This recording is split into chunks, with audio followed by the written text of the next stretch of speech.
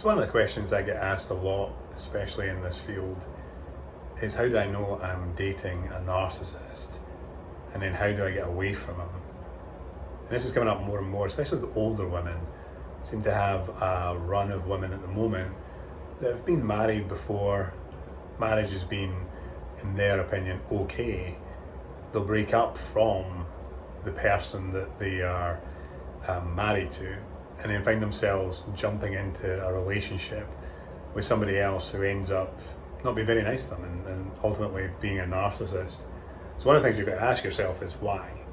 It's very easy to think that the narcissist is a predatory animal that's just going to leap on anybody who is vulnerable, and that may be true, but what else is true is, where does the ownership start from the person who's looking for this new relationship? And the problem with having been in an okay marriage is the things that are okay about it are usually the things that are the kind of basis of a good relationship. So typically they're respectful, they may even involve a loving, caring environment, maybe for children, so on and so forth. But they'll be missing that one element that everybody's really looking for in a relationship, that feels like that thing that you can't quite put your finger on, the X factor, the intangible, that passion, that love, that thing that people, that probably makes the difference between a good relationship and a great relationship. The issue is when they leave that marriage, there is a thought that that thing is the thing that matters most. So in their hierarchy of things that person is looking for, this becomes top. This becomes the one thing that they need more than anything else. Now the thing about a narcissist is they're very good at recognizing that, and they're also very good at telling you exactly what you want to hear. So in the beginning, they're going to tell you exactly what you feel like you need. They're going to love you more unconditionally, or at least feel like they will, than anybody else.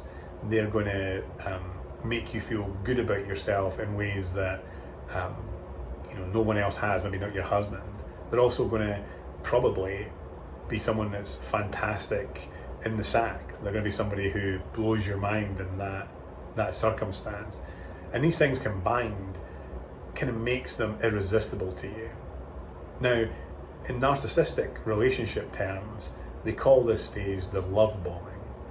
And the problem is that the subconscious really can't escape too much from the first impression of somebody. So if somebody's really, really nice to you and tells you everything that you want to hear in the beginning of a relationship during that love bomb stage, the world seems perfect, it seems to be one thing that you're missing, this is the thing that is better than anything else that you've ever had in your life. It's very easy to then think that, well, this is who this person is, and this is who they will continue to be. And in narcissistic relationships, what tends to happen is that slowly fades away, just little by little, every couple of months, every couple of weeks, it just fades. The person becomes less respectful, you become less important to them, you become less on their priority scale.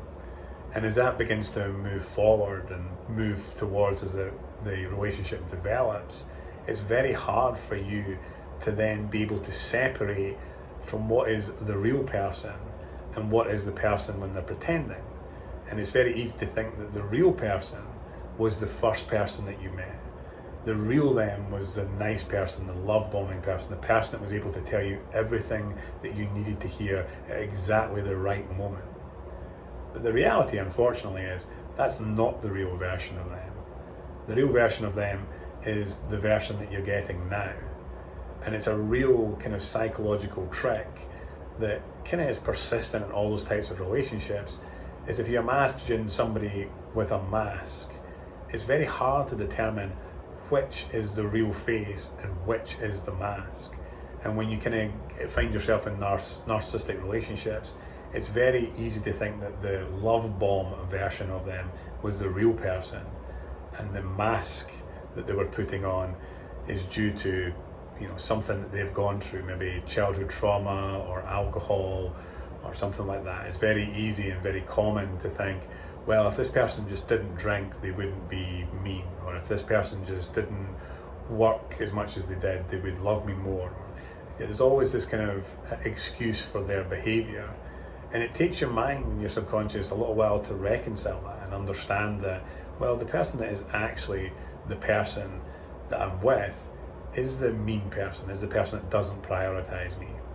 And it's very easy to get that confused because narcissists present as confident, and most people, especially women, are probably looking for somebody who is competent as well as confident. And confident and competence can get really confused. Now, it's very easy to pretend to be confident. Everybody can fake it till they make it. Everybody can tell you what you want to hear. Everybody can promise things that they don't ultimately deliver on. But that competence thing, that thing that you're probably looking for the most, is that thing that is just, it always feels ever so slightly out of reach. And that's that combination of kind of fooling yourself that that initial 3, 4, 5 month period, or 3, 4, 5 week period in some cases, was the real version of them. And you always just feel like if you can just get back towards it, if you can just get that again, then everything will be fine. And the unfortunate reality is that in most cases it's not. In most cases that person is going to continue to be the lesser version that they are now. They're not going to ultimately change back to that person because they weren't really that person in the first place. They were just able to present themselves as confident enough in that facade, in that character, that you ultimately got fooled into believing that. Now, first of all, it's not your fault. You came out of a relationship and felt weak, unloved, bad. You were searching for something. Maybe your self-confidence was low, maybe your ego was low, maybe your self-esteem was low. So you can't blame yourself. There's no point in, trying to figure out, I shoulda, coulda, would have done this. The only thing you can really do is move forward and move to where you want to be. And that's why it's very important as you move forward to kind of set some lines in the sand in relationships of what you're willing to accept and what you're not.